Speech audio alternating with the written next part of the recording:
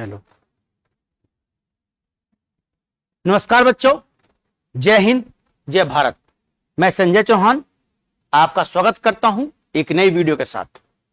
आज का सेशन बहुत इंपॉर्टेंट है, बहुत महत्वपूर्ण है और करंट का भी है और आपकी बहुत बढ़िया नॉलेज के लिए भी है।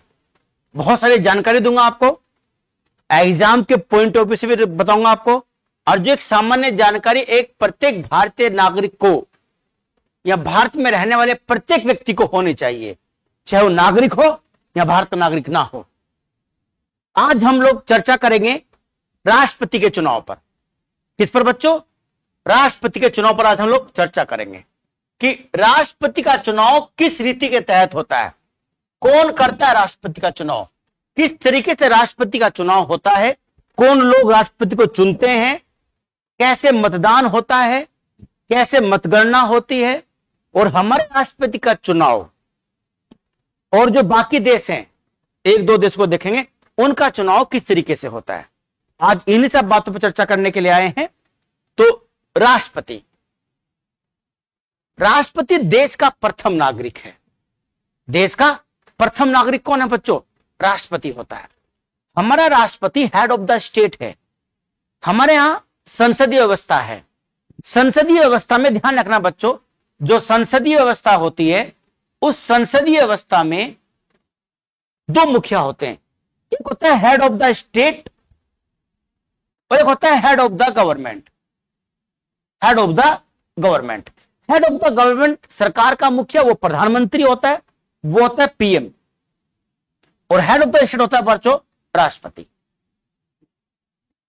कौन होता है? राष्ट्रपति। ये हेड ऑफ द स्टेट है। अगर हम बात करें इंग्लैंड की, तो इंग्लैंड एक राजतंत्र है। वहां का हेड ऑफ स्टेट वहां का राजा है, उसका चुनाव होता नहीं है, है ना। हमारे यहां कौन है हेड ऑफ स्टेट? राष्ट्रपति है। हमारे यहां चुनाव होता है क्योंकि हम गणतंत्र हैं। जो देश रिपब्लिक होते हैं, गणतंत्र होते हैं, उन देश का जो मुखिया होता है, हेड ऑफ द स्टेट होता है, उस हेड ऑफ द स्टेट का चुनाव प्रत्यक्ष और अप्रत्यक्ष किसी भी तरीके से हो सकता है। अमेरिका का जो हेड ऑफ द स्टेट होता है वो वहां का राष्ट्रपति है, उसका भी चुनाव होता है। अब चुनाव दो तरीके से होते हैं बच्चों, एक प्रत्यक्ष चुनाव होता है और एक चुनाव कैसे होता है बच्चों? अप्रत्यक्ष चुनाव होता है। अप्रत्यक्ष, हमारे राष्ट्रपति का चुनाव अप्रत्यक्ष तरीके से होता है। प्रत्यक्ष चुनाव वो होता है जिसमें देश के नागरिक अपने मत द्वारा सीधे अपने प्रतिनिधि को चुनते हैं, उसे बोलते हैं प्रत्यक्ष मतदान। हमारे राष्ट्रपति का चुनाव अप्रत्यक्ष तरीके से होता है क्योंकि इसमें हमारे द्वारा चुने गए प्रतिनिधि एमपी और एमएलए अपने मतदान के द्वारा राष्ट्रपति का चुनाव करते हैं। तो हमारे बीच में और राष्ट्रपति के बीच में एक स्टेप हो रहा गया एमपी और एमएलए का। तो एमपी और एमएलए भाग लेते हैं राष्ट्रपति के चुनाव में। एमपी और एमएलए भाग लेते किस चुनाव में? राष्ट्रपति के चुनाव में। तो अप्रत्यक्ष चुनाव हो गया बच्चों। कैसा? अप्रत्यक्ष। अगर हम लोग चुनते राष्ट्रपति तो क्या चुनाव होता? वो चुनाव प्रत्यक्ष चुनाव होता। एक तो बात ही समझ लीजिए, हमारा चुनाव कैसे है? अप्रत्यक्ष। अच्छे बताइए, अमेरिका में जो चुनाव होता है वो कैसा होता है? प्रत्यक्ष क्या अप्रत्यक्ष? बच्चों वो चुनाव भी अप्रत्यक्ष होता है। लगता प्रत्यक्ष है, होता अप्रत्यक्ष है, क्यों? वहां पर भी निर्वाचक मंडल बनता है, यानी वहां की जनता एक निर्वाचक मंडल बनाती है। लगभग उसमें 540-38 के आसपास मेंबर होते हैं। वो सारे मेंबर चुनकर जो जनता भेजती है वो फिर राष्ट्रपति के लिए मतदान करते हैं। तो जनता के और राष्ट्रपति के बीच में उनके लोग भी आ गए। तो चुनाव कैसे हुआ? अप्रत्यक्ष। बस वहां पर यह है कि जो निर्वाचक मंडल बनता है उसका काम केवल राष्ट्रपति का चुनाव करना होता है। हमारे यहां निर्वाचक मंडल अलग से नहीं बनता। हमारे यहां पहले से बने सांसद, एमपीज और एमएलए, विधानसभा के सदस्य, वही सदस्य निर्वाचक मंडल बन जाते हैं। लेकिन निर्वाचक मंडल बनने का तरीका क्या हम आगे देखते हैं इसमें बच्चों। देखिए, तो मैंने आपको बताया कि हमारे हेड ऑफ द स्टेट कौन है? राष्ट्रपति। और हेड ऑफ द गवर्नमेंट कौन है? प्रधानमंत्री है। हम इंग्लैंड की बात करें तो वहां पर हेड ऑफ द स्टेट वहां का राजा है, राजतंत्र है वहां। और अमेरिका की बात करें तो अमेरिका में हेड ऑफ द स्टेट कौन है? वहां का राष्ट्रपति है। उसका चुनाव भी अप्रत्यक्ष होता है और हमारे यहाँ चुनाव कैसे होता है? अप्रत्यक्ष होता है। अप्रत्यक्ष मतलब जनता सीधे भाग नहीं लेती। अब देखो आगे देखते हैं क्या स्थिति होती है, चुनाव कैसे होता है। राष्ट्रपति का जो चुनाव है बच्चों, राष्ट्रपति के चुनाव में कौन कौन से आर्टिकल, कौन कौन से अनुच्छेद होते हैं, ये हम देखते हैं। किसके तहत राष्ट्रपति के चुनाव का प्रावधान किया गया है? देश का प्रथम नागरिक है, हेड ऑफ द स्टेट है, राष्ट्र का मुखिया, राष्ट्र का अध्यक्ष है, तो इतना आसान नहीं है। अभी आप जानते होंगे निर्वाचन आयोग ने, केंद्रीय निर्वाचन आयोग, इसके मुख्य चुनाव आयुक्त कौन है? राजीव कुमार है। कौन है? राजीव कुमार। राजीव कुमार जी ने, ये भारत के मुख्य चुनाव आयुक्त हैं राजीव कुमार, इन्होंने घोषणा कर दी है कि 18 जुलाई को चुनाव होगा, 21 जुलाई को मतगणना होगी और 21 जुलाई के दिन ही क्या होगा? मतगणना के बाद तुरंत रिजल्ट जारी कर दिया जाएगा। 18 को चुनाव होना, 21 को मतगणना होनी और उसी दिन रिजल्ट आ जाएगा, है ना? ये होना है, ये ऐसा। और पता आपको 25 जुलाई को ही राष्ट्रपति शपथ लेता है। नीलम संजीव रेड्डी के बाद, नीलम संजीव रेड्डी जब निर्विरोध चुने गए थे, उसके बाद उन्होंने शपथ 25 जुलाई को ली थी। 25 जुलाई को शपथ जब ली तो तब से एक परंपरा बन गई कि प्रत्येक राष्ट्रपति 25 जुलाई को ही शपथ लेगा। यह कोई संवैधानिक प्रावधान नहीं है जैसे कि अमेरिका में है। अमेरिका में प्रावधान है कि जब भी लीप ईयर आएगा तो राष्ट्रपति का चुनाव होगा, और चुनाव भी कब होगा वो भी तय लिखा हुआ संविधान में कि नवंबर के दूसरे सप्ताह के पहले मंगलवार को चुनाव होगा, और चुनने के बाद 20 जनवरी को उसकी शपथ होगी। ये वहां के संविधान में लिखा हुआ है, हमारे यहां लिखा हुआ नहीं है। हमारे यहां 25 जुलाई की परंपरा बन गई नीलम संजीव रेड्डी के बाद कि 25 जुलाई को राष्ट्रपति शपथ लेता है। उससे पहले सामान्यतः 13 जुलाई को शपथ लिया और 13 मई को शपथ लिया करते कि 13 मई 1952 में ही भारत की संसद का पहली बार अधिवेशन हुआ था। चलिए खैर, तो 25 जुलाई को शपथ होगी। अनुच्छेद जो 62 है, अनुच्छेद जो 62 है, अनुच्छेद 62 यह कहता है कि राष्ट्रपति का चुनाव, राष्ट्रपति का निर्वाचन वर्तमान राष्ट्रपति के पद खाली होने से पहले ही हो जाना चाहिए। यानी राष्ट्रपति की जो पदावधि 5 वर्ष है, वो पदावधि पूरे होने से पहले ही राष्ट्रपति का चुनाव हो जाना चाहिए, ताकि देश में राज्य अंतराल पैदा ना हो सके। मान लिया हमारा 25 जुलाई को समाप्त हो रहा है कार्यकाल और 26 जुलाई को राष्ट्रपति कौन होगा? हालांकि यह भी लिखा हुआ है, संवैधानिक प्रावधान है कि जब तक उत्तराधिकारी नहीं आ जाता तो वर्तमान राष्ट्रपति ही अपने पद पर कार्य करेगा। लेकिन 25 जुलाई को इसलिए रख दिया गया कि सरकार के पास एक टारगेट रहे कि 25 जुलाई से पहले पहले हमें चुनाव करवाना है और अनुच्छेद 62 का पालन करना है। अनुच्छेद 62 यह कहता है कि राष्ट्रपति की पदावधि समाप्त होने से पहले ही राष्ट्रपति का चुनाव हो जाना चाहिए। 1974 में सुप्रीम कोर्ट ने भी यह प्रावधान कर दिया है कि राष्ट्रपति का चुनाव राष्ट्रपति की पदावधि से पहले करवाना अनिवार्य है और यह किसी भी दशा में टाला नहीं जा सकता। आंधी आए, तूफान आए, कुछ भी हो, राष्ट्रपति का चुनाव नहीं टल सकता। राष्ट्रपति का चुनाव नहीं टल सकता। कई बार क्या होता है कि जैसे विधानसभाएं होती हैं, अगर कोई राज्य की विधानसभा भंग है, यानी विधानसभा भंग हो चुकी है, वहां पर एमएलए नहीं है, राष्ट्रपति शासन है, तो क्या उस राज्य के विधायक तो है ही नहीं, क्या उस राज्य का प्रतिनिधित्व राष्ट्रपति के चुनाव में होगा? नहीं होने का। अब मान लिया 31 विधानसभाएं हैं 28 राज्यों की और 3 केंद्र शासित प्रदेशों की, जैसे दिल्ली, पांडिचेरी और जम्मू कश्मीर की, तो 31 विधानसभाएं भाग नहीं लेंगी, 30 ले लेंगी, क्योंकि राष्ट्रपति का चुनाव किसी भी दशा में टाला नहीं जा सकता। राजीव कुमार जी ने कहा है कि बड़े सौभाग्य की बात है कि हमारे कार्यकाल में हमें देश के सर्वोच्च मुखिया, सर्वोच्च पद के लिए राष्ट्रपति चुनने का मौका मिला है। तो निर्वाचन आयोग ही राष्ट्रपति हो, उपराष्ट्रपति हो, लोकसभा हो, विधानसभा हो, राज्यसभा हो, विधान परिषद हो, इनका चुनाव केंद्रीय चुनाव आयोग ही करवाता है। जो पंचायत के चुनाव हैं, नगर पालिकाओं के चुनाव हैं, वो राज्य निर्वाचन आयोग करवाता है। तो राजीव कुमार जी ने पूरी तैयारी कर ली है, दो इनके साथ इनके सहयोगी भी हैं।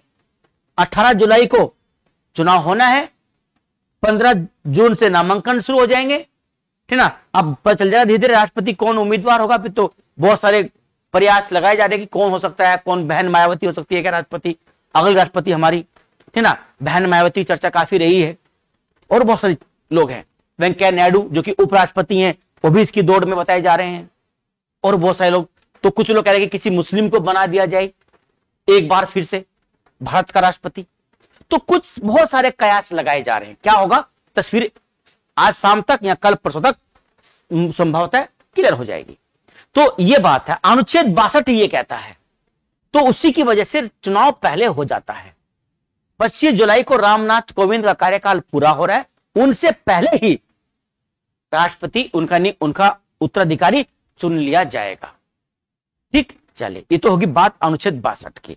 इसके अलावा ध्यान रखिएगा, अनुच्छेद 62 के साथ साथ अनुच्छेद 54 अनुच्छेद 54, देखो अनुच्छेद 52 तो यह कहता है कि भारत का राष्ट्रपति होगा। अनुच्छेद 53 क्या कहता है कि संघ की कार्यपालिका शक्ति राष्ट्रपति में निहित होगी। अनुच्छेद 52 कहते हैं कि भारत का एक राष्ट्रपति होगा। 53 कहता है कि संघ की कार्यपालिका शक्ति राष्ट्रपति में निहित होगी। और आर्टिकल 54 अनुच्छेद 54 कहता है कि राष्ट्रपति का एक निर्वाचक मंडल होगा, निर्वाचक मंडल होगा।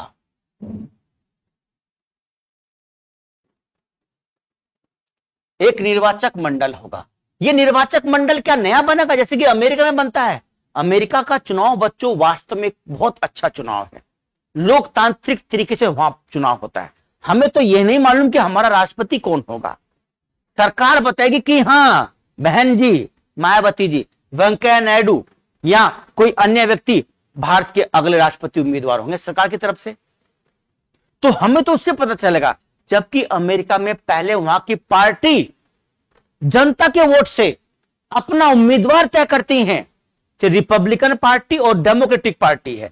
तो रिपब्लिकन पार्टी में 10 व्यक्ति होंगे कम से कम, हम राष्ट्रपति बनेंगे, हम राष्ट्रपति बनेंगे। तो पहले रिपब्लिकन पार्टी अपने स्तर पर और डेमोक्रेट पार्टी अपने स्तर पर अपने सदस्यों के बीच में से मतदान कराती है अब कौन व्यक्ति राष्ट्रपति बनना चाहिए अमेरिका का। काश भारत में भी ऐसा ही होता कि बीजेपी के 10 लोग हैं, या बीजेपी जिसे बनाना चाहती है उसका नाम दे दे भाई। अब हम तो भाई वेंकैया नायडू को बनाना चाहते हैं जो कि उपराष्ट्रपति है। अब उसमें और भी लोग तैयार हो सकते हैं, ठीक ना। मतलब इसमें 10 लोग और तैयार हो गए, बीजेपी क्या किसी अन्य दल के जो बीजेपी के सहयोगी हैं। तो पहले बीजेपी अपने वोटरों से, जो बीजेपी के मेंबर हैं, उनसे मतदान कराती कि देखिए हम अपने जनता के स्तर पर जो आम पब्लिक हमारी बीजेपी के सदस्य है वो हमारे उम्मीदवार का चयन कर रही है कि हमारा राष्ट्रपति ये व्यक्ति होना चाहिए। तो उन 10 में से जो सबसे ज्यादा वोट प्राप्त करता बीजेपी सरकार उसी अपना उम्मीदवार तय करती। अब हमारी तो भूमिका हमारा राष्ट्रपति बनने में बिल्कुल नहीं है। अमेरिका में ऐसा नहीं है। पहले पार्टी अपने स्तर पर 10 या 12 जो भी पार्टी के अंदर राष्ट्रपति बनना चाहते हैं, पार्टी के मेंबर जो कि आम पब्लिक मेंबर होती है पार्टी, जैसे ना आप भी किसी पार्टी सदस्य होंगे या सदस्य नहीं है किसी पार्टी तरफ आपका झुकाव होगा, तो पहले पार्टी अपने स्तर पर मतदान करवाएगी, लोगों से जनमत संग्रह करवाएगी कि 10 में से कौन सा उम्मीदवार आपकी पसंद है। तो पहले पार्टी तय करे जनता के माध्यम से कि हमारा राष्ट्रपति होना चाहिए। पर हमें तो पता नहीं चल पाता। हम तो कल को अखबार खोलेंगे तब पता चलेगा, अरे अच्छा ये व्यक्ति हमारा राष्ट्रपति होगा। फिर सर्च करेंगे गूगल पर, ये कौन, अरे ये तो रामनाथ कोविंद है। कहां के? अरे उत्तर प्रदेश के कानपुर के हैं। और कहां? अरे बिहार के राज्यपाल हैं। हमको तब पता चलता है कि ये व्यक्ति हमारा राष्ट्रपति होगा। तो असली लोकतंत्र तो वास्तव में देखा जाए वही है अमेरिका में ही। हम अपना कहते हैं हम बड़ा लोकतंत्र तो जरूर है। क्या हम एक ऐसा लोकतंत्र हैं जहां हमारी भूमिका होनी चाहिए, हमारे राष्ट्रपति में होनी चाहिए? क्या केवल 2, 4, 5 लोग बैठेंगे, कैबिनेट की मीटिंग होगी और तय कर देंगे अब ये हमारा राष्ट्रपति होगा? आम पब्लिक लोकतंत्र आम पब्लिक का होता है, कैबिनेट मंत्री का, मंत्रिमंडल का लोकतंत्र नहीं होता है। तो आम पब्लिक को, क्योंकि अब 1950 वाली स्थिति नहीं है कि लोग अनभिज्ञ थे, अनपढ़ थे। 90% के आसपास साक्षरता है देश के अंदर। तो इतनी साक्षरता होने के बावजूद हम ये कर सकते थे, पर नहीं किया। हो सकता है कि आने वाले 10-20 सालों में ऐसा हो जाए कि पार्टी अपने स्तर पर जनता के माध्यम से तय करे कि हमारा राष्ट्रपति पद का उम्मीदवार ये है। एक्चुअली हम लोग ये देखते हैं ना कि हमारा राष्ट्रपति रबड़ की मोहर है, जहां चाहे वहां ठोक दो, है ना, इस तरह का हमने इसको प्रावधान कर रखा है। पर ऐसा नहीं है। जब हम राष्ट्रपति पढ़ेंगे बताएंगे कि राष्ट्रपति, क्या हमारा राष्ट्रपति तानाशाह बन सकता है? ये क्वेश्चन यूपीएससी में पूछ चुका है। क्या हमारा राष्ट्रपति तानाशाह बन सकता है? क्या ऐसे प्रावधान संविधान में हैं जो राष्ट्रपति को तानाशाह बनने का अवसर देते हैं? हो सकता है ऐसे प्रावधान हो, चर्चा करेंगे जब हम राष्ट्रपति। आज तो हम केवल निर्वाचन प्रणाली पढ़ रहे हैं, जब राष्ट्रपति पढ़े जब बताएंगे आपको। तो 54 क्या कहता है? एक निर्वाचक मंडल होगा। उस निर्वाचक मंडल में कौन लोग होंगे भाई? उस निर्वाचक मंडल में एक तो होंगे लोकसभा के सदस्य। किसके? लोकसभा के। कौन सदस्य होंगे? केवल निर्वाचित सदस्य। निर्वाचित सदस्य, निर्वाचित सदस्य होंगे। मनोनीत नहीं होने के। कौन नहीं होने के? मनोनीत। कि लोकसभा में 2 सदस्य होते थे एंग्लो इंडियंस, 2, हालांकि अब नहीं होते हैं। एंग्लो इंडियंस अब नहीं है ना, तो अब तो इसमें आएंगे नहीं वो। अच्छा, दूसरा कौन? राज्यसभा। राज्यसभा के कौन? केवल निर्वाचित सदस्य। केवल निर्वाचित सदस्य। ये कितने हैं राज्यसभा में? याद है आपको कितने सदस्य राज्यसभा में? देखो 250 मैक्सिमम हो सकते हैं, 250, 245 हैं। उन 245 में से 233 टू 33 विधानसभा के मेंबर पहुंचाते हैं। यानी कैसे? 233 मेंबर तो होते हैं निर्वाचित और 12 होते हैं मनोनीत। तो कितने हो गए? 245 हो गए। ये मेंबर राज्यसभा के होते हैं। तो ये तो भाग बच्चों नहीं लेंगे ना। ये भाग लेंगे क्या? ये तो भाग नहीं लेंगे। ये तो भाग नहीं लेंगे। कौन भाग लेंगे? 233। अच्छा, यहां कितने मेंबर होते हैं बच्चों? याद है आपको यहां कितने मेंबर होंगे? यहां कितने मेंबर होते हैं? यहां 552 मेंबर अधिकतम हो सकते हैं। 545 सदस्य होते थे, जिनमें से 543 का चुनाव होता था। 543 का चुनाव होता था। 2 सदस्य एंग्लो इंडियंस थे, जो सरकार ने 2020 से उनके आरक्षण का प्रावधान समाप्त कर दिया है। तो फिलहाल तो वह है नहीं, और वैसे भी अगर होते भाग न लेते। तो निर्वाचित सदस्य कितने हैं? 543। कितने? 233। कितने हो गए? 776। 776। तो एक तो ये मेंबर भाग लेंगे। तीसरे कौन है? विधानसभा के सदस्य। किसके सदस्य? विधानसभा। कौन सदस्य? केवल ये भी निर्वाचित। ये भी कौन से मेंबर होंगे बच्चों? ये भी निर्वाचित सदस्य होंगे। कैसे होंगे? निर्वाचित होंगे। ये भी निर्वाचित होंगे। कि पहले प्रत्येक राज्य की विधानसभा में एक सदस्य एंग्लो इंडियंस होता था, और जम्मू कश्मीर की विधानसभा में महिलाओं को भी नियुक्त करने का अधिकार राज्यपाल के पास था। अब वहां यह अधिकार नहीं रहा है। तो अभी कितनी है? अब इस समय लगभग 4033 एमएलए हैं जो कि निर्वाचित हैं। कैसे निर्वाचित हैं? कि अब मनोनीत मेंबर तो है ही नहीं। पहले मनोनीत मेंबर भी होते थे, लेकिन मनोनीत मेंबर तो भाग लेंगे ही नहीं, इतने ही भाग लेंगे। अगर किसी राज्य में कोई विधानसभा सदस्य नहीं है, जैसे कई राज्यों में कहते हैं ना, पद छोड़ देते हैं, किसी की मृत्यु हो जाती है, चुनाव नेता, तो उससे फर्क नहीं पड़ता है। उससे कोई फर्क नहीं पड़ता। जैसे हमारे 403 मेंबर हैं, 403 में से हो सकता है कि 2 सदस्य त्याग पत्र दे दिए हो, मेंबरशिप समाप्त हो गई हो, मर गए हो, कुछ हो गया हो, तो 2 सीट खाली होगी, तो होम दो खाली, कोई फर्क नहीं पड़ता है। तो 4033 इस समय वर्तमान में इतने विधायक हैं। 776 इतने आपके एमपीज हैं। यानी 776 और प्लस कितना बच्चों? तो 4033 और 776, ये कुल वोटर हो जाएंगे। 6 3 9, 7 और 3 10,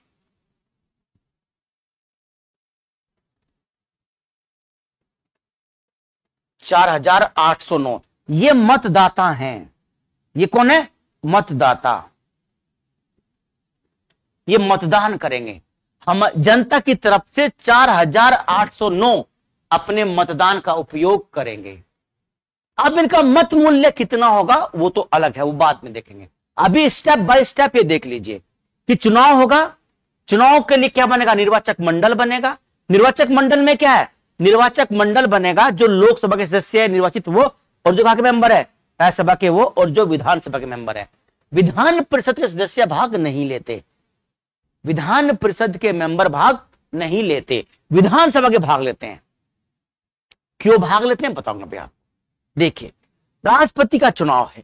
राष्ट्रपति राष्ट्र का मुखिया है, तो उसमें क्या हर देश के हर नागरिक का प्रतिनिधित्व होना चाहिए कि नहीं होना चाहिए? बिल्कुल होना चाहिए। हमारा मुखिया है तो हमारा प्रतिनिधित्व होना ही चाहिए राष्ट्रपति में। ठीक, ये तो इसलिए विधानसभा सदस्य भागते हैं ताकि प्रत्येक राज्य के सदस्य को राष्ट्रपति के चुनाव में अप्रत्यक्ष रूप से ही सदस्य भाग लेने का अवसर मिले। तो ये तो बनता है निर्वाचक मंडल। क्या हमने इसको अलग से बनाया? ये तो हमारे पास पहले से मौजूद थे, लेकिन यूएसए में ऐसा नहीं है। अमेरिका में जो निर्वाचक मंडल बनता है बच्चों, वो निर्वाचक मंडल का गठन केवल और केवल राष्ट्रपति को चुनने के लिए होता है। किसके होता है? राष्ट्रपति को चुनने के लिए होता है। और जैसे राष्ट्रपति का चुनाव हुआ तो निर्वाचक मंडल समाप्त हो गया। हमारे यहां निर्वाचक मंडल स्थायी होता है। क्या होता है? स्थायी। ये बना रहेगा। ये आप ध्यान रखिएगा। कितने लोग भाग ले रहे हैं? 776 लोग भाग ले रहे हैं जो एमपी हैं, ठीक ना। ये कहां के? राज्यसभा के मेंबर है। टोटल 276 हो गए। कितने विधायक हैं? 4033 विधायक हैं। तो ये सब इसके वोट डालेंगे राष्ट्रपति के चुनाव में। ये सब लोग वोट डालेंगे। यह अनुच्छेद 54 कहता है। कौन कहता है? अनुच्छेद 54। अनुच्छेद 55 क्या कहता है? अनुच्छेद 55 यह कहता है कि जो राष्ट्रपति का चुनाव होगा, जो राष्ट्रपति का चुनाव होगा वो चुनाव किस तरीके से होगा, यानी निर्वाचन की रीति क्या होगी। निर्वाचन की रीति क्या होगी, तरीका क्या होगा निर्वाचन का, चुना कैसे जाएगा। चुनने के दो ही तरीके मैंने आपको बताया, जैसे प्रत्यक्ष चुनाव, एक अप्रत्यक्ष चुनाव। तो प्रत्यक्ष चुनाव तो हमारे यहां राष्ट्रपति का है नहीं, अप्रत्यक्ष चुनाव है। इसके अलावा एक चीज और होती है, first pass the vote. First pass the post बोलते हैं। पोस्ट मतलब स्थिति। First pass the post. First pass the post यानी पहली बार जो आगे निकल जाए उसे बोलते हैं। संविधान सभा के लोगों ने विधानसभा, लोकसभा, पंचायतों के लिए यह तरीका अपनाया।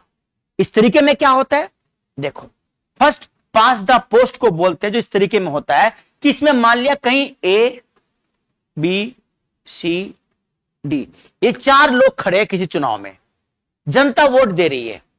तो जब इसको कोई भी वोट देगा इनमें, तो जिसको सबसे ज्यादा वोट मिल जाएंगे, जिसको सबसे ज्यादा वोट मिल जाएंगे वो व्यक्ति जीत जाएगा। इसे बोलते हैं कि सबसे आगे रहे। मान लिया कहीं 4 उम्मीदवार खड़े हुए और 100 वोट थी। कितनी वोट थी? 100 वोट। मान लिया इसे मिली 30 वोट। कितनी मिली? 30। इसे मिली मान लिया 29 वोट। इसे मिली मान लिया 21 वोट। कितनी होगी? 30 और इसे मिली मान लिया 30 और 30 60, 59, 60 2 80। अच्छा ना, इसे मान लिया मिली 20 वोट,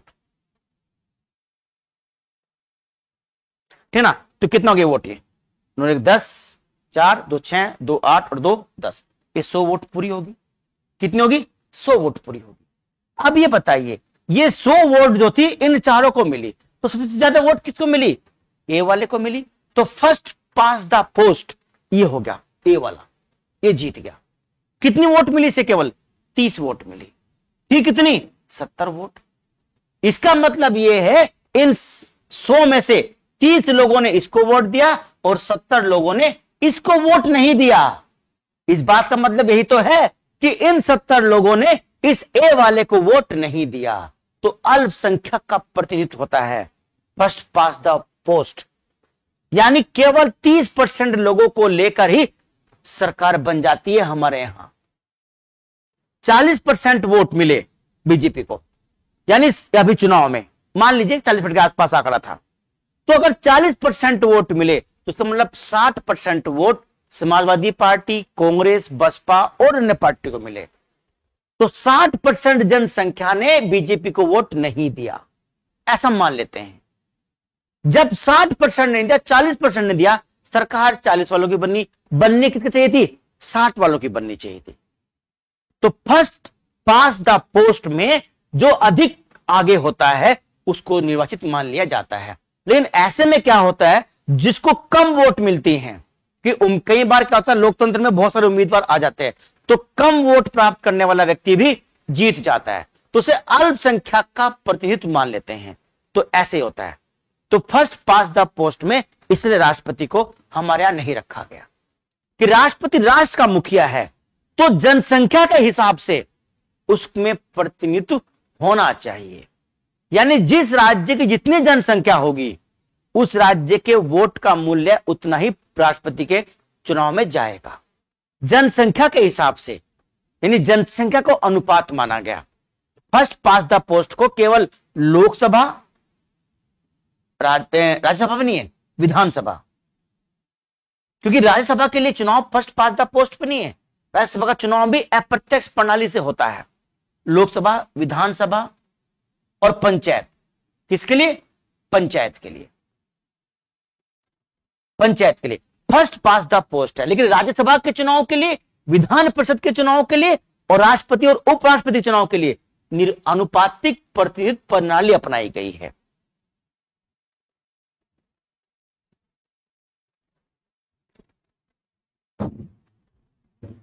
निर्वाचन की रीति क्या है? यह कहता है कि राष्ट्रपति के निर्वाचन के लिए अनुपातिक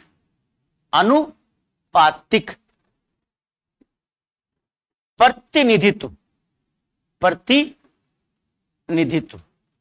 प्रणाली अपनाई जाए, और एकल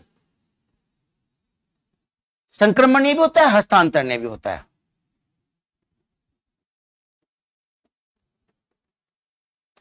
एकल हस्तांतरणीय मत के आधार पर होना चाहिए। अनुपातिक प्रतिनिधित्व प्रणाली या पद्धति कह लो, और एकल हस्तांतरणीय मत, ये दो तरीके हैं चुनाव के, राष्ट्रपति के चुनाव के। अनुपातिक प्रतिनिधित्व पद्धति का मतलब बच्चों होता है कि जनसंख्या के अनुपात के हिसाब से, जनसंख्या के अनुपात के हिसाब से हमको जो है राष्ट्रपति के लिए मत मूल्य निकालना है। जनसंख्या भी कौन सी? जनसंख्या बच्चों 1971 वाली, 1971 वाली जनसंख्या। कि राष्ट्रपति के निर्वाचन के लिए देखो, अनुच्छेद 54, 55 तो है ही, 54 भी और 55 भी है। राष्ट्रपति और उपराष्ट्रपति के लिए एक अलग से प्रावधान और भी है, क्योंकि वो देखो अनुच्छेद 71 में, 71 में यह कहा गया है कि संसद राष्ट्रपति के निर्वाचन संबंधी पद्धति के लिए कानून बना सकती है। क्योंकि हर एक बात संविधान में लिखे ये कोई अनिवार्यता नहीं होती है। संसद ने ऐसे कई कानून बनाए हैं, बहुत सारे, जो संवैधानिक प्रावधानों को लागू करने के लिए बनाए जाते हैं। जैसे जो हमारे चुनाव होते हैं लोकसभा या विधानसभा के, वो जन प्रतिनिधित्व अधिनियम के द्वारा होते हैं। जन प्रतिनिधित्व अधिनियम है 1952 का, उससे होते हैं। इसी तरीके से राष्ट्रपति उपराष्ट्रपति निर्वाचन अधिनियम 1952 है, इस बार के लिए इंपॉर्टेंट है। इसी बार के पीसीएस में क्वेश्चन आया है, पर्यावरण संरक्षण अधिनियम कब का है? 1986 का है, 86 का है।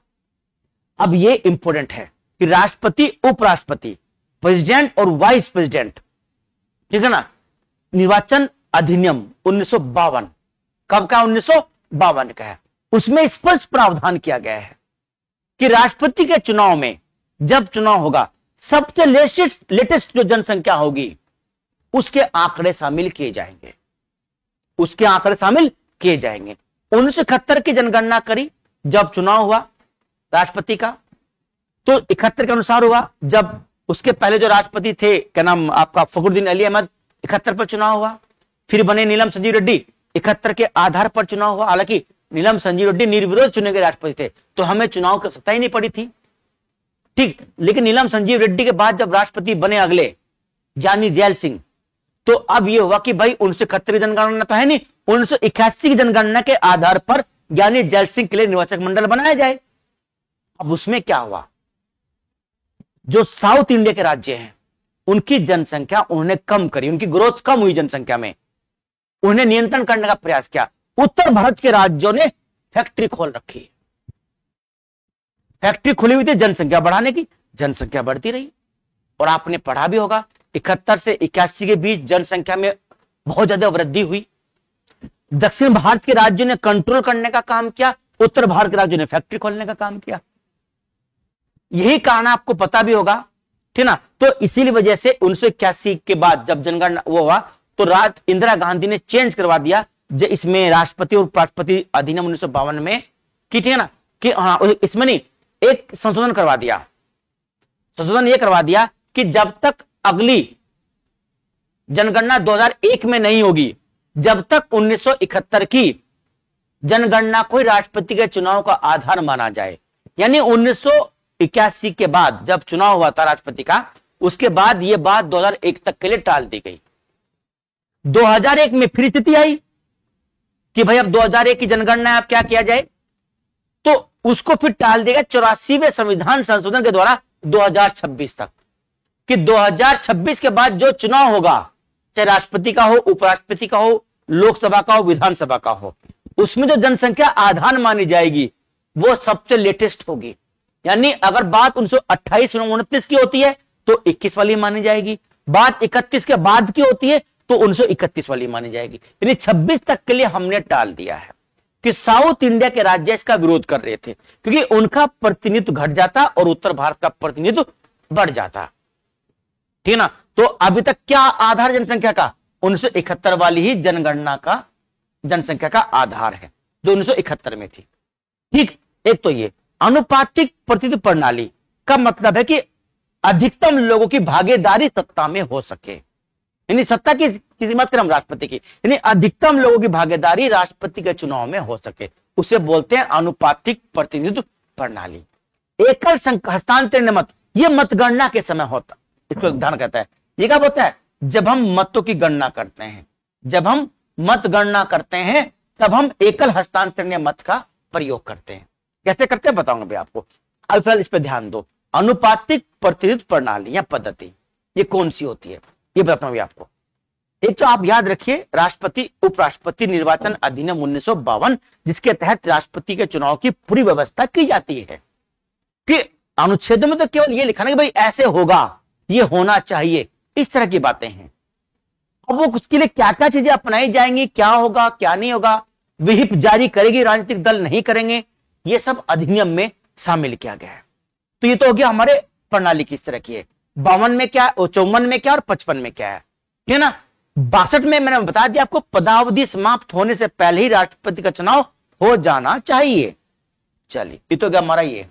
अब देखते हैं आगे, अनुच्छेद 52 की बात भी होगी, 55 की भी होगी, 54 की भी होगी, अधिनियम 1952 वाली बात भी होगी, 1952 का जो अधिनियम था उसकी बात भी होगी।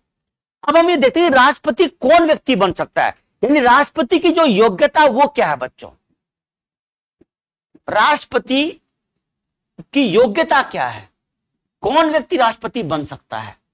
क्या भारत का प्रत्येक व्यक्ति राष्ट्रपति बन सकता है? बिल्कुल, भारत का प्रत्येक नागरिक, व्यक्ति नहीं नागरिक, क्योंकि देश के अंदर दो तरह के व्यक्ति होते हैं।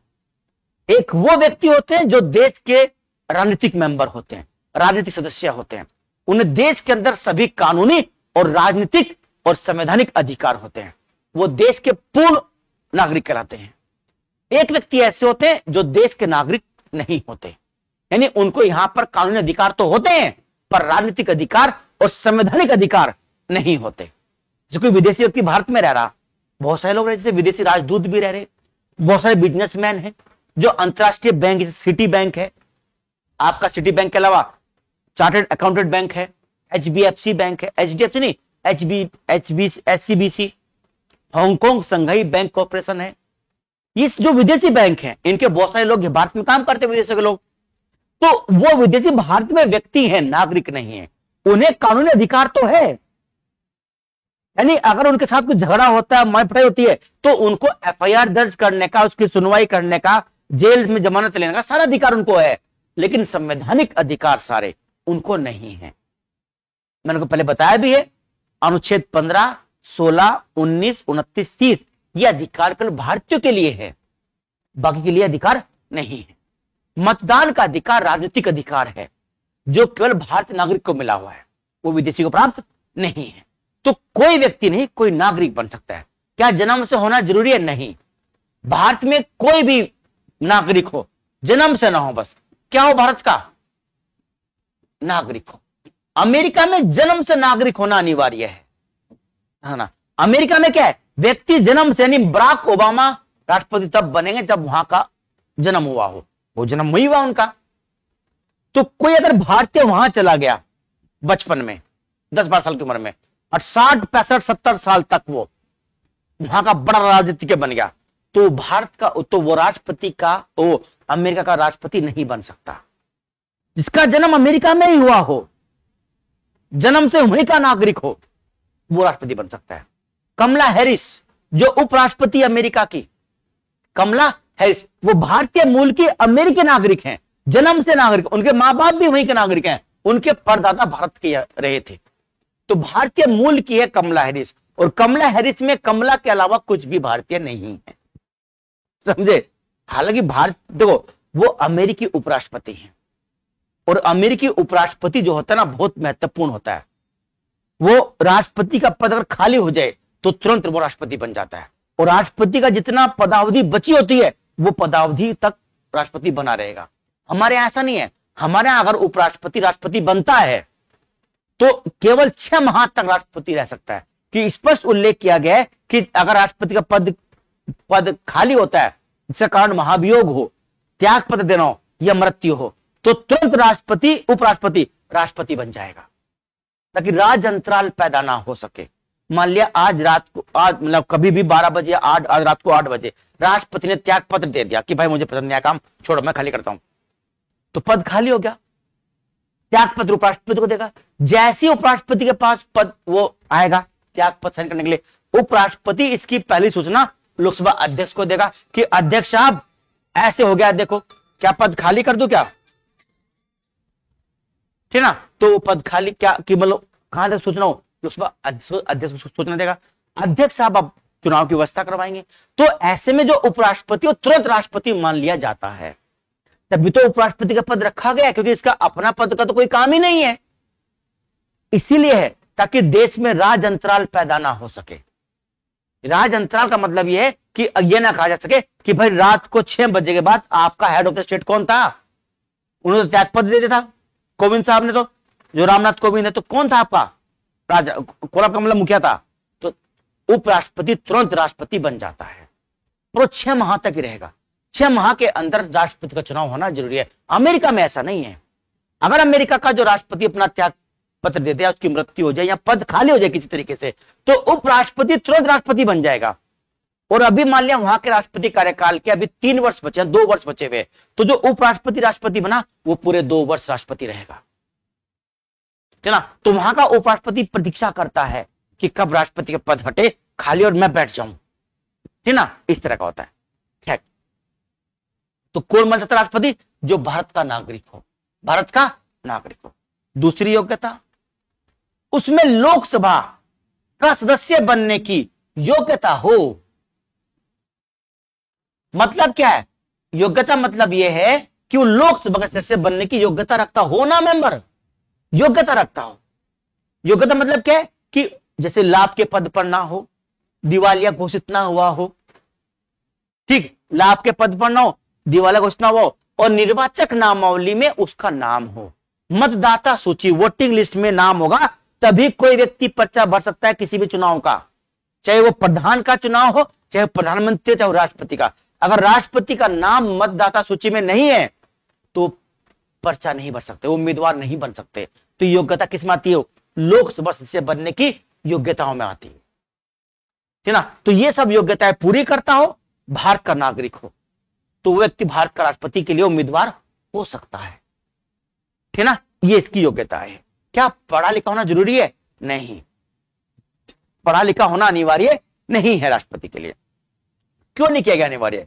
देखिए 1950 में जब संविधान लागू हुआ तो 1950 में संविधान लागू हुआ तो भारत में कितने लोग पढ़े लिखे रहे होंगे? 5% 20% मान लीजिए आप। तो अगर हम ये कहते कि भाई इसके लिए पढ़ा लिखा होना अनिवार्य है, तो 10-20% लोगों को तो राष्ट्रपति बनने का अवसर मिल पाता, 80% जनसंख्या तो छूट जाती। जो वास्तव में आजादी के लिए लड़ी, संघर्ष किया, जेल में गए, फांसी लगाई, तो वो तो लोग इससे वंचित रह जाते, इस पद से, कि राष्ट्रपति के लिए कोई भी व्यक्ति पर्चा भर सकता था। बस एक शर्त थी उसके लिए। 1950 से शुरू से ही यह रखा गया था कि 2 प्रस्तावक हो और 2 उनके अनुमोदक हो। 2 उसके अनुमोदक। पता होगा आप लोगों को, प्रधान का पर्चा भरवाने गए होंगे तो प्रधान के लिए भी प्रस्तावक भी चाहिए और अनुमोदक भी चाहिए। और कोई भी पद हो उसके लिए प्रस्तावक भी चाहिए और अनुमोदक भी चाहिए। 2 प्रस्तावक और 2 कौन हो? अनुमोदक। कोई भी ऐसा व्यक्ति जो अपने राज्य के अंदर कम से कम 4 विधायकों को जानता हो, 4 एमएलए को जानता हो, या 2 एमएलए को जानता हो, 2 एमपी को जानता हो, या 4 एमपी को जानता हो, तो वो व्यक्ति राष्ट्रपति का पर्चा भर सकता है, राष्ट्रपति का उम्मीदवार बन सकता है। 2 की आवश्यकता थी।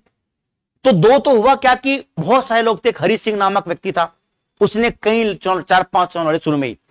जब हरि सिंह चुनाव लड़ता रहा तो उसके पास प्रस्तावक भी थे, अनुमोदक भी थे। चौथे चुनाव में जाकर उसको एक भी वोट नहीं मिला। यानी जब उसको वोट का देखा गया, चाहे 4-5 व्यक्ति खड़े हुए हैं, जब हरि सिंह का देखा तो उसके सामने उसको किसी ने भी प्रथम वरीयता नहीं दी। यानी जिसने उसके नाम का प्रस्ताव दिया, उसके नाम का अनुमोदन किया, 4 लोग तो कम से कम हो गए, उन्होंने भी उसे वोट नहीं दिया। तो फिर यह माना कि राष्ट्रपति का पद इतना बड़ा पद है, कुछ इसका वो तो होना चाहिए थोड़ा सा, है ना, गरिमा पूर्ण पद है, तो उस गरिमा को बनाए रखने के लिए इनकी संख्या बढ़ा दो। कितने संख्या इनकी कर दो? 10 प्रस्तावक और 10 अनुमोदक। 10 प्रस्तावक और 10 कौन हो? अनुमोदक। तो धरती पकड़ साहब थे एक, उन्होंने ये भी ढूंढ लिया पूरे भारत से, कहीं से भी, क्योंकि इसमें कोई जरूरी नहीं है जो केवल एमपी होने चाहिए, एमएलए होने चाहिए। एमपी या एमएलए कोई भी हो, पूरे भारत से आपको 10 प्रस्तावक मिल जाए, 10 अनुमोदक मिल जाए। अगर आप राजनीति में ठीक ठाक थोड़ा बहुत दिलचस्पी रखते हैं तो ऐसे तो कुछ लोगों से आप समर्थन प्राप्त कर सकते हो, तो उनको भी मिले।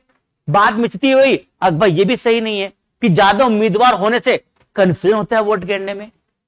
होता क्या है ना, आप अगर इसमें ABCD 4 लोग खड़े हुए, ABCD, तो अगर 4 लोग खड़े हुए, कई बार 10-10 लोग भी खड़े हुए चुनाव में, तो उसके 10 के 10 को वरीयता देनी पड़ती है। इसके सामने से फर्स्ट लिखोगे, यहां मान लिखोगे सेकंड, भाई ये मेरी 3rd वरीयता है, ये मेरी 4th वरीयता है, इस तरह का। तो हर व्यक्ति ऐसा वोट दे जाएगा, तो 10 के 10 को वोट देने पड़ेंगे, तो उसमें दिक्कत होती है ना, तो उसमें समस्याएं आती हैं। तो उन समस्या को दूर करने के लिए यह सोचा गया कि राष्ट्रपति गरिमा पूर्ण पद है, इसलिए ऐसा व्यक्ति होना चाहिए जो थोड़ा सा ठीक ठाक हो। तो 1997 में इनको भी हटा दिया गया। क्या कर दिए गए? 50 प्रस्तावक और 50 अनुमोदक। जो प्रस्तावक होंगे वो अनुमोदक नहीं होने के, और जो अनुमोदक होंगे वो प्रस्तावक नहीं होने के। यानी 100 सदस्य आपको जानते हो, यानी 50 प्रस्तावक हो, 50 व्यक्ति आपके नाम का प्रस्ताव दे कि हां भाई संजय चौहान जी राष्ट्रपति बनने चाहिए। फिर 50 प्रस्तावक में कि हां संजय चौहान जी का हम समर्थन करते हैं, इनका प्रस्ताव का हम समर्थन करते हैं। जो प्रस्तावक है 50 लोग हम हैं, तो 100 लोग हमारे साथ होंगे जब हम राष्ट्रपति का पर्चा भर सकते हैं। अब 100 लोगों को जानना, जो एमपी और क्या नाम आपका एमएलए हो, इतना आसान तो है नहीं। तो इसलिए आप वही उम्मीदवार चाहते हैं जो वास्तव में सीरियस हो। सीरियस का मतलब है कि जो वास्तव में ऐसा इस पद के पर जाने लायक हो। किसी चीजें बदल रही हैं, पहले कम रख, क्योंकि हम अगर पहले रख देते 50-50 तो 1950 में ही, तो एक प्रकार से जो आम नागरिक है उसे राष्ट्रपति का पर्चा भरने का अवसर ना मिलता। पर हमने देख लिया कि उम्मीदवार बढ़ाने से कोई फायदा नहीं है। जो सीरियस उम्मीदवार हो, जिसका कुछ अपनी गरिमा हो, डिग्निटी हो अपनी, कुछ उसके पास नॉलेज हो, इतना बड़ा पद संभाल रहा है, देश का प्रतिनिधित्व करता है बाहर जाके, तो एक नॉलेजेबल व्यक्ति होना चाहिए, जानकार अनुभवी व्यक्ति होना चाहिए, है ना। तो ऐसे के लिए 50 प्रस्तावक और 50 अनुमोदक हो, तो ऐसे लोगों को मिल जाएंगे। जब मिल जाएंगे तो राष्ट्रपति पद का उम्मीदवार बन जाएगा। तो ये योग्यताएं हैं, नागरिक हो, लोकसभा का सदस्य बनने की योग्यता रखता हो ना सदस्य, योग्यता हो। अगर है सदस्य तो फिर आपको चुनाव जीतने के बाद त्यागपत्र देना पड़ेगा। क्योंकि ऐसा हो सकता है कि लोकसभा का कोई सदस्य राष्ट्रपति पद का उम्मीदवार बन सकता है, नहीं कि उम्मीद एमपी है तो राष्ट्रपति पद का उम्मीदवार नहीं बन सकता है। कोई लोकसभा का मेंबर है, राज्यसभा का मेंबर है, वो राष्ट्रपति पद का उम्मीदवार हो सकता है, पर चुनने के बाद उसे अपने पद से इस्तीफा देना पड़ेगा, है ना। ये होता है, चुनने के बाद देना पड़ेगा इस्तीफा। अब इसमें हमें योग्यता होनी चाहिए। कौन चाहिए? योग्यता। योग्यता में आपको पता है कि मतदाता सूची में उसका नाम हो, दिवालिया ना हुआ हो, लाभ के पद पर ना हो, इस तरह की योग्यता लोकसभा का मेंबर बनने में होती है। तो वो योग्यता किसके लिए है? राष्ट्रपति के लिए भी है। एक तीसरा, वो तो आप सब लोग जानते हैं, 35 वर्ष की आयु पूरी कर चुका हो। 35 वर्ष में हो ना, आयु पूरी कर चुका 35 वर्ष की, वो व्यक्ति राष्ट्रपति पद का उम्मीदवार हो सकता है। अब उम्मीदवार भी हो गया, कैसे होगा उम्मीदवार? पर्चा भरा जाएगा, 15,000 रुपए जमानत राशि है। कितनी? पहले 25 होती, अब 15,000 रुपए जमानत राशि है। यह जमानत राशि आरबीआई के पास जमा होती है। जब जिस व्यक्ति को टोटल वैध मतों का 1/6 से कम वोट मिलता है, उसकी जमानत राशि जब्त हो जाती है आरबीआई के पास। जिसे अधिक वोट मिलती है, उसकी जमानत राशि वापस हो जाती है। 1/6 होता है। कितना होता है? 1/6। कुल वैध मत का 1/6 जिस व्यक्ति को मिल गया तो ठीक है, जमानत जब्त नहीं होगी। अगर इससे कम वोट मिला तो उसकी जमानत जब्त। जमानत कितनी है?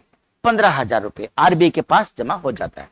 ये हमारी जमानत राशि, इसको आप अपने पास रखो, है ना। ये होता है। तो ये तो हो गया, आपके उम्मीदवार भी हो गया। कैसे होगा? निर्वाचन में कौन लोग भाग लेंगे, ये भी हो गया। ठीक, कैसे उम्मीदवार होगा बता दें मैंने आपको। उम्मीदवार सरकार तय करती है, हमारे पास कोई अधिकार नहीं है। अमेरिकी लोगों के पास अधिकार है कि उनका राष्ट्रपति उम्मीदवार कौन होगा। हमारे पास अधिकार नहीं है। आपको तो आने वाले समाचार पत्र से पता चलेगा, अरे अच्छा ये हमारा राष्ट्रपति होगा या होगी, है ना, इससे पता चलेगा। तो हमारा कोई इसमें अधिकार नहीं है। तो ये बातें हो चुकी हैं, उम्मीदवार की बातें होगी, कौन होगा उम्मीदवार, है ना, चुनाव में कौन शामिल होंगे। अब जो आनुपातिक प्रतिनिधित्व प्रणाली थी उसके तहत हम क्या करते हैं, इसमें राज्य जितने हैं, राज्य की जो विधानसभा होती है ना, वो भाग लेती है। विधानसभा कितने राज्य हैं? 28 राज्य हैं जिनकी अपनी अपनी विधानसभाएं हैं, और 3 हैं केंद्र शासित प्रदेश, दिल्ली, पांडिचेरी और जम्मू कश्मीर। दिल्ली, पांडिचेरी और कौन? जम्मू कश्मीर। यहां की जो विधानसभाएं हैं बच्चों, वो विधानसभाएं राष्ट्रपति के चुनाव में भाग लेती हैं। तो कुल कितनी विधानसभाएं होगी? 31 विधानसभाएं होंगी। कितनी होगी? 31। अब कहीं सदस्य भी नहीं होंगे, इसमें कम सदस्य होंगे तो कम भाग लेंगे, जो टोटल मेंबर हो जाएंगे वो कम हो जाएंगे। ठीक, बात में आ गई। तो ये विधानसभाएं और हमारी ये भाग लेती है। ठीक है, चलिए। अब जो विधानसभा और जो विधायक है, विधायक का मत मूल्य निकालते हैं। विधायक का मत मूल्य कैसे निकाल लेंगे? विधायक का मत मूल्य निकालते हैं बच्चों, ध्यान रखिएगा, उस राज्य की कुल जनसंख्या, हमें यूपी का निकालना। किसका? यूपी का। तो यूपी की कुल जनसंख्या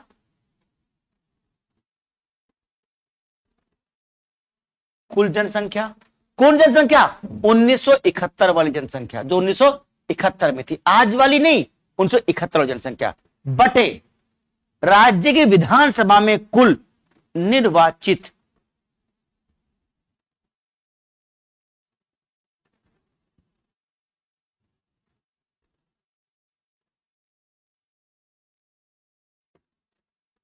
सदस्यों की संख्या।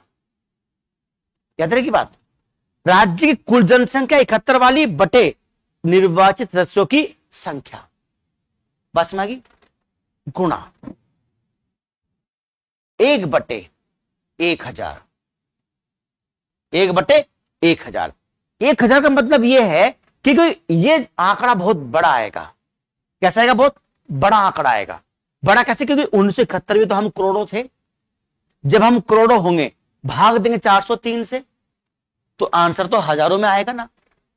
तो उस हजारों को इससे कम करने के लिए, उसको कम करने के लिए, उस आंकड़े को कम करने के लिए हम लोग ये करते हैं। तो ये जो विधायक का जगह कुल जनसंख्या में हमने 403 से भाग कर दिया। किससे? 403 से।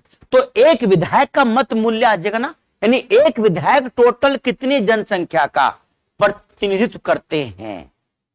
बात समझ गई? हमने कुल जनसंख्या में विधायकों से भाग कर दिया, तो एक विधायक के हिस्से में कितनी जनसंख्या आती है, यही तो इसको बात का मतलब हो गया। तो अब उसको कैसे भाग कर देंगे? 1000 उसको भाग कर देंगे। अगर सपोज करो, जैसे अब मान लो आप, यानी इसका मतलब क्या, जैसे मान लो सपोज करो हमारी जनसंख्या 100 है, हमने हमारा जो एमपी मान लिया, हमने हमारा 2 एमपी है। कितने एमपी है? 2, मतलब 2 एमएलए हमारे यहां। तो हमने 2 से भाग कर दिया, कितना हो गया? 50 हो गया। यानी एक एमएलए के हिस्से में कितनी जनसंख्या आएगी?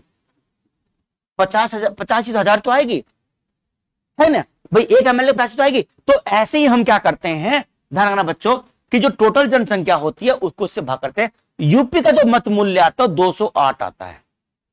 कितना आता है? 208, राउंड फिगर में आता है 208। यानी उस समय की लगभग 2,80,000 के आसपास जनसंख्या पर एक विधायक होता था, और 8 लाख कुछ जनसंख्या पर हम लोग एक एमपी को मानते थे। उस समय की बात है। तो 208 एक एमएलए का मत मूल्य आ गया। किसका? एक एमएलए का मत मूल्य कितना आ गया? 208 आ गया। अब इस 208 को गुणा कर दो 403 से, 403 से, तो हमारी कुल यूपी की विधानसभा का मत मूल्य आ जाएगा। बहुत आसान तरीका समझ आने का। कुल जनसंख्या को सदस्य से भाग कर दिया। सदस्य कौन से? निर्वाचित। जो भागफल आएगा, जो हमारा आंसर आएगा, उसको 1000 से भाग कर देंगे। 1000 से भाग करने का मतलब यह है कि संख्या हमारी छोटी हो जाएगी। जब संख्या हमारी छोटी होगी तो हमारा मत मूल्य आएगा। एक एमएलए का मत मूल्य कितना का? 208। उसमें हमने कुल हम सदस्य गुणा कर दी, तो पूरी यूपी का मत मूल्य भी हमारा आ गया और एक एमएलए का मत मूल्य भी हमारा आ गया। देखिए 208 मत मूल्य। सिक्किम का मत मूल्य सबसे कम 10 है। कितना है? 10। यानी वहां पर लगभग 1 लाख पर एक एमएलए था। 1971 की बात है, आज की बात नहीं है। यानी ये आपको मैं केवल बताऊं आसान तरीके समझने का। यानी 1 लाख जनसंख्या पर एक एमएलए। हमारे कितने? लगभग 2,80,000 के आसपास रहा होगा। यानी इतनी जनसंख्या का प्रतिनिधित्व 1971 में एक एमएलए करता था। तो जब ये एमएलए वोट देने जाएगा तो इतनी जनसंख्या की तरफ से जाएगा, बस ना। जो एक एमएलए वोट देने जाएगा ना, तो वो एमएलए जो वोट देने जाएगा वो इतनी जनसंख्या के लिए की तरफ से राष्ट्रपति के चुनाव में वोट देने जाएगा। अब इतनी पब्लिक को थोड़ी लेकर चलो भाई यार 2,80,000 चलो वोट देंगे, असंभव नहीं है। तो इसलिए क्या कर दिया, अब हमने कहा कि भाई एक एमएलए इतनी जनसंख्या का, उसका मत मूल्य इतना है। उस एमएलए का मत मूल्य कितना है? 208 है। यानी इतनी जनसंख्या पर एक एमएलए है जो वोट देने जा रहा है। वहां पर कम हो जाएगा, सिक्किम की जनसंख्या कम है ना, इस तरह का। तो ये निकालते हैं किसका मत मूल्य? एक एमएलए का मत मूल्य। ऐसे हर एक विधानसभा का मत मूल्य आ जाएगा। और ये जो सभी विधानसभाएं हैं, उन सभी विधानसभाओं का मत मूल्य वो लगभग 5,43,230 लगभग इतना ही है। मतलब इसी के आसपास होगा, थोड़ा बहुत आंकड़ा पूरा एकदम याद नहीं रहता है। 5,43,230 ये एक, यानी एक नहीं, ये सभी विधानसभाओं का मत मूल्य है। कि हमने निकाला था ना 208 गुना 403, तो ये एक यूपी विधानसभा का मत मूल्य था। ऐसे हमने सभी विधानसभा का मत मूल्य निकाल लिया, तो कितना आ गया वो? 5,43,203। ये मत मूल्य राज्यों का है, राज्य की विधानसभाओं का मत मूल्य है। अब देखो, राष्ट्रपति में केंद्र और राज्य का प्रतिनिधित्व बराबर होना चाहिए। क्या होना चाहिए? बराबर होना चाहिए। प्रतिनिधि बराबर होगा, यानी जो हमारे सांसद हैं, जो हमारे सांसद हैं, उन सांसदों का मत मूल्य, पूरी संसद का मत मूल्य और ये मत मूल्य, ये लगभग बराबर आना चाहिए, लगभग बराबर आना चाहिए। आप कैसे निकाल लेंगे? तो ये तो पूरे विधानसभा का मत मूल्य होगा, याद रहेगी बात। आप निकाल लेंगे संसद का मत मूल्य, संसद के सदस्य का मत मूल्य।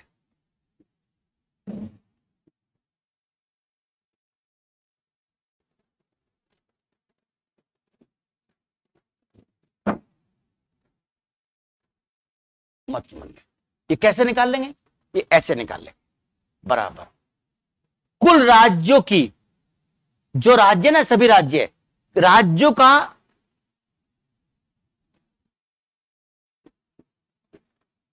मत मूल्य बटे निर्वाचित सदस्यों की संख्या। कितने निर्वाचित सदस्य? 776। 776 ये कौन है? ये राज्य के मत मूल्य। कितने मत मूल्य है? 5,43,000 बटे कितना? 776। 776 बच्चों, ये एक एमपी का मत मूल्य है, एक एमपी का मत मूल्य आ जाएगा ये भाग करके।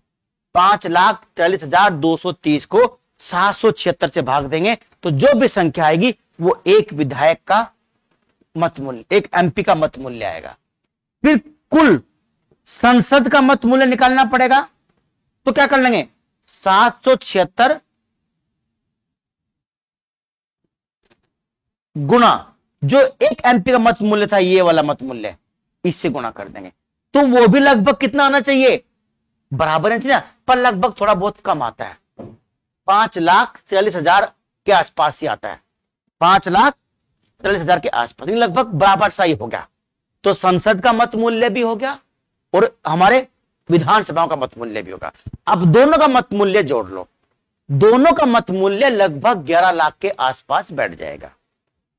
43,86 हो गया, 5 दूनी 10 हो गया, ये 10,86,87,000 के आसपास मत मूल्य आ जाएगा दोनों राज्यों को, राज्य और संसद को मिलाकर, है ना। तो संसद का मत मूल्य निकालते हैं, राज्य का मत मूल्य बटे निर्वाचित सदस्यों की संख्या कितनी है? 776। ये तो आएगा एक एमपी का, फिर जो आएगा उसको 776 से मल्टीप्लाई कर देंगे तो पूरे संसद का मत मूल्य आ जाएगा, है ना। चलिए ये कैसे आ जाए? जब ये आ गया तो दोनों को जोड़ देंगे तो लगभग कितना? 10,86,000, 10,86,230 ही मान लो, ये मान लो ना, मतलब इसी के आसपास आएगा, 200 से कम है, 200 ज्यादा है, ये आ गया 10,86,230। ये पूरा मत मूल्य आ गया विधानसभाओं का भी और लोकसभा का भी और सब संसद का भी, यानी सभी विधानसभाओं का ये मत मूल्य आ गया। अब ये मत मूल्य आने के बाद, ठीक है ना, हम निकालते हैं कोटा। क्या निकालते हैं? कोटा। यानी वो कोटा क्या होगा? अभी तो मत मूल्य आया, अगर उत्तर प्रदेश का एक विधायक वोट देगा तो 208 के बराबर मानी जाएगी। मान लिया उत्तर प्रदेश के 400 लोगों ने वोट दी, 3 ने नहीं दी, बीमार पड़े, कोई समस्या होगी, तो 400 गुना 208 कर लेंगे तो पूरी यूपी का विधानसभा का मत मूल्य आ जाएगा। ठीक, अब ऐसी सिक्किम का कर लेंगे, सिक्किम का एक मेंबर वोट देगा तो उसका मत मूल्य 10 होगा, 208 के बराबर तो होने के नहीं, उसके सारे वोट भी दे देगा। तो इस तरीके से मत मूल्य तो बहुत ज्यादा आता है। अब ये मत मूल्य में कोटा कैसे करेंगे? कोटा कैसे करेंगे? कोटा बराबर होता है कुल वैध मत, कुल वैध मत बटे, क्या आएगा? बटे कुल वैध मत बटे, बस यही समस्या है, यहां 2 लिखते हैं, लेकिन वो 2 अकेला 2 नहीं होता है, वो नियुक्तियों की संख्या, number of vacancies plus 1, number of vacancy plus 1, पास में ना, नंबर ऑफ वैकेंसी प्लस 1, बस 5 मिनट की रहेगी। Number of vacancy plus 1, vacancy कितनी है? 1 है राष्ट्रपति की, प्लस कितना? 1 और जो आएगा उसमें +1 कर लेंगे। जैसे मान लिया किसी कोई कहीं 100 वोट पड़नी, कितनी पड़नी, उदाहरण के लिए 100 वोट पड़नी। अब अगर 100 वोट पड़नी है और उम्मीदवार हमारे 2 हैं, उम्मीदवार 2 हैं और 50-50 आ गई तो कौन जीतेगा भाई, चले कौन जीतेगा। तो कैसे करेंगे, 100/2 +1, ये कितना जगह 50 + 1 = 51, यानी जिसे 51 मिल जाएगा वो क्या होगा, जीत जाएगा। मान लिया कहीं एक ही उम्मीदवार है, एक ही सीट है, एक ही चुनाव होना और 2 4 5 लोग खड़े हुए हैं, तो उसमें क्या करेंगे, उसमें हमें आधा तो करना पड़ेगा ना। तो नंबर ऑफ वैकेंसी, और जहां नंबर ऑफ वैकेंसी ऑफ 2 होंगी, अगर चुनाव 2 के लिए होना है, जैसे होता है ना राज्यसभा का चुनाव होता है, तो वहां नंबर ऑफ वैकेंसी ज्यादा होती है, तो 3 + 1 4 से भाग करेंगे फिर, ठीक है ना। फिर क्या करेंगे, देखो 100 बटे नंबर ऑफ वैकेंसी कितने मान लिया, नंबर ऑफ वैकेंसी 3 है, +1 +1, तो 4 से भाग करेंगे, कितना आ जाएगा, 25 आ जाएगा, है ना। 25 कितना आ जाएगा, 25, अब +1 26, कितना 26, वो न्यूनतम वैल्यू होगी, वो न्यूनतम वोट होगा जिसको जीतने वाले व्यक्ति को चाहिए होगा। 25 या 75, 3 और बढ़ जाएंगे, जो 3 उम्मीदवार है ना, तो 3 बढ़ जाएंगे, यानी चौथे उम्मीदवार को तो कोई मतलब नहीं रहा जीतने का, ये है, तो न्यूनतम संख्या होती है। इसलिए हम नंबर ऑफ वैकेंसी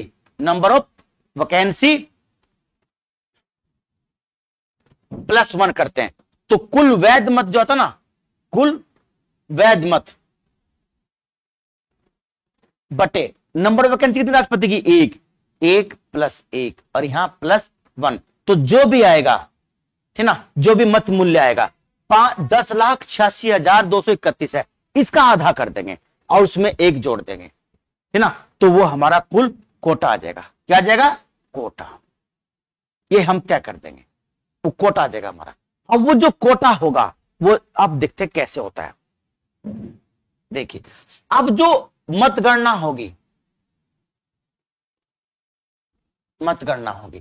पहले चुनाव होगा, A B C और D, 4 लोग खड़े हुए, MP और MLA दोनों वोट देते हैं।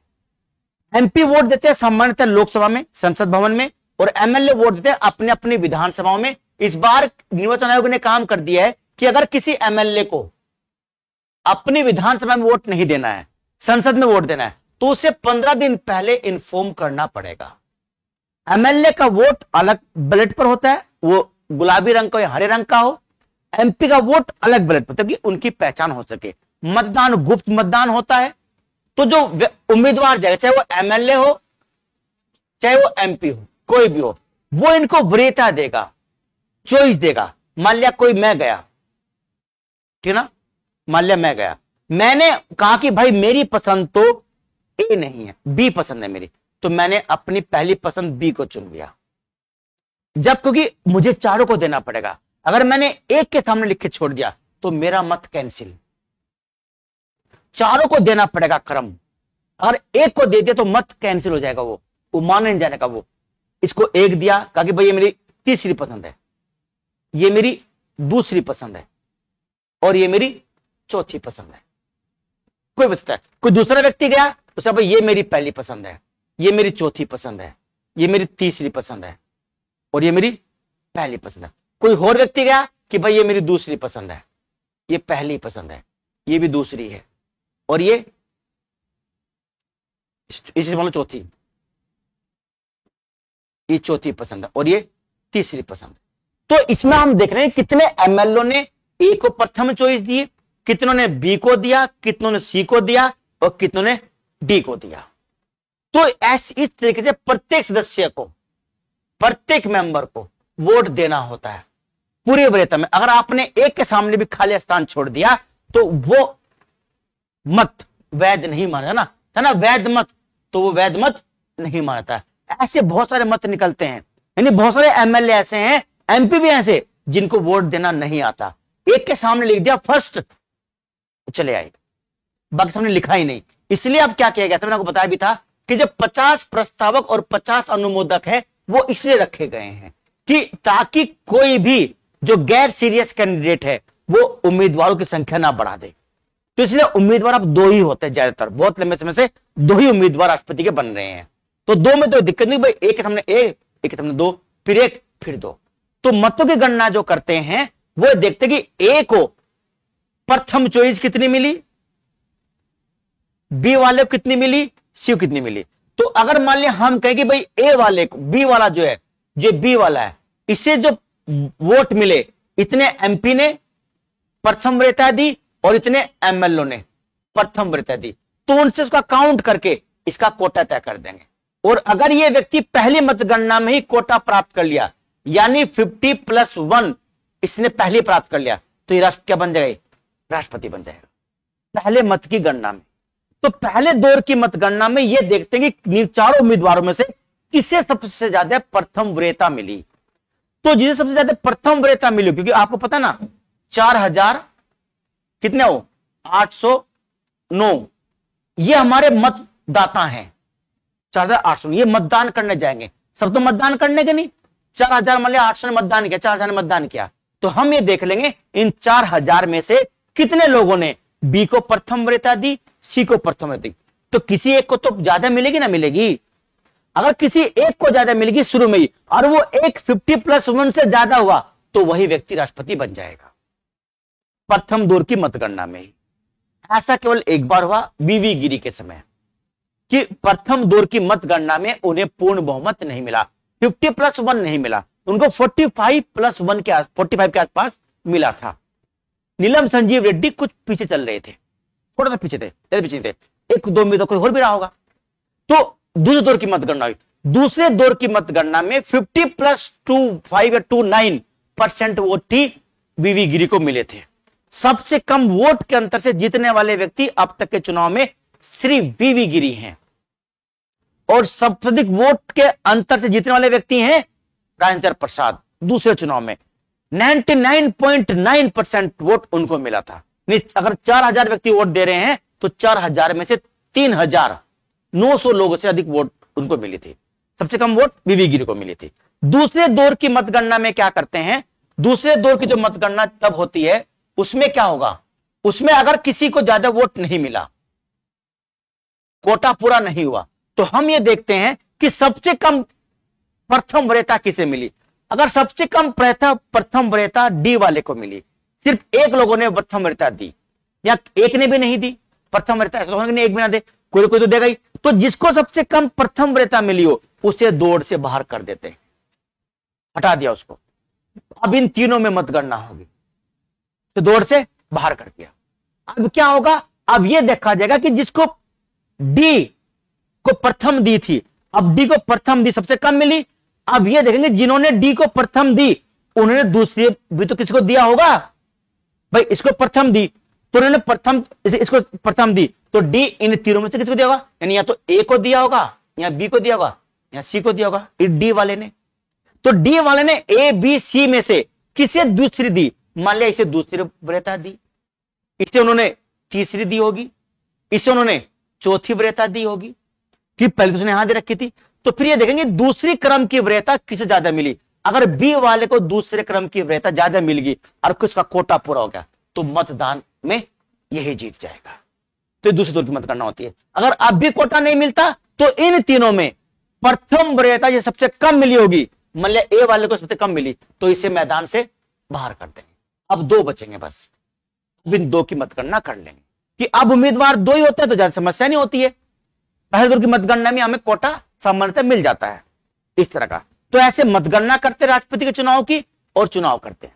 जैसे चुनाव संपन्न होता है तो राष्ट्रपति के चुनाव की घोषणा निर्वाचन आयुक्त कर देते हैं कि ये व्यक्ति राष्ट्रपति चुनने गए, उनको सर्टिफिकेट मिल जाता है। 18 जुलाई को चुनाव है, 21 जुलाई को रिजल्ट आ जाएगा और 25 जुलाई को राष्ट्रपति की शपथ हो जाएगी। शपथ कौन दिलाएगा, शपथ दिलाते हैं भारत के मुख्य न्यायाधीश या मुख्य न्यायाधीश की अनुपस्थिति में सबसे वरिष्ठतम न्यायाधीश, ये राष्ट्रपति को शपथ दिलाते हैं। तो इस तरीके चुनाव होता है राष्ट्रपति का। हमारे यहां 25 जुलाई को शपथ होती है, बाकी अमेरिका में आप जानते हैं 20 जुलाई लिखा हुआ है वहां के संविधान में कि 20 जुलाई को शपथ होनी है, पर हमारा लिखा हुआ नहीं है कि शपथ किस दिन होगी। एक परंपरा चल रही है संजीव रेड्डी के बाद से कि 25 जुलाई को ही शपथ होती रहती है। यह राष्ट्रपति का चुनाव था, ठीक है। अब राष्ट्रपति कुछ महत्वपूर्ण तथ्य हैं, इंपॉर्टेंट फैक्ट्स, महत्वपूर्ण तथ्य, यानी राष्ट्रपति जो पहला राष्ट्रपति बने वो अंतरिम राष्ट्रपति थे, कब चुनाव हुआ, चुनाव कैसे हुआ, किसने उनका प्रपोजल रखा था, अंतरात्मा की आवाज से जीतने वाले राष्ट्रपति कौन थे, सबसे बुजुर्ग राष्ट्रपति कौन, सबसे युवा राष्ट्रपति कौन, किसको सबसे ज्यादा वोट मिली, कौन सा ऐसा उम्मीदवार हुआ आज तक जिसे सत्ताधारी दल ने अपना उम्मीदवार बनाया हो और वो न जीत पाया हो। तो ये महत्वपूर्ण तथ्य हैं, ये हम अगली वीडियो में पढ़ेंगे। नेक्स्ट वीडियो में राष्ट्रपति के महत्वपूर्ण तथ्य ही हम आपको बताऊंगा। आपको वीडियो कैसी लगी, जानकारी कैसे बढ़ी आपकी, ठीक ना, राष्ट्रपति चुनाव के बारे में, ये आप मुझे कमेंट्स करके जरूर बताइएगा।